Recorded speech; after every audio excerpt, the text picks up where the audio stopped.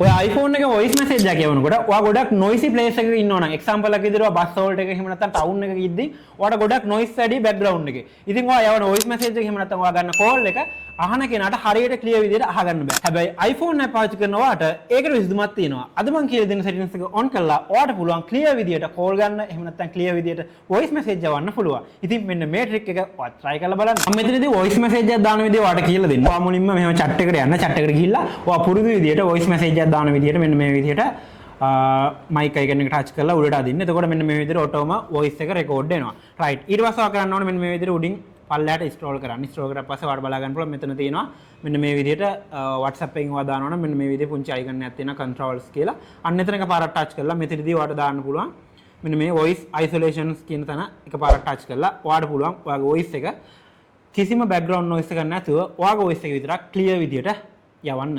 ඉතින් මෙන්න මේ විදිහට ඔයාලට try කරන්න පුළුවන්. ඒ වගේම ඔයා call එකක් ගද්දිනොත් ඔයාලට පුළුවන් මෙන්න මේ විදිහට උඩින් මෙන්න මේ විදිහට controls panel එක අරගෙන මේ විදිහට voice isolation කියන එක ක්ලික් කරලා ඔයාලට පුළුවන් call එකක් ගන්න. එතකොට background noise එක ඔටෝම remove වෙනවා. ඉතින් මෙන්න මේ විදිහට ඔයා try කරලා බලන්න. ඉතින් මේ වගේ තවත් useful videos බලන්න ඕන නම් TechDR follow කරලා තියාගන්නත් අමතක කරන්න එපා.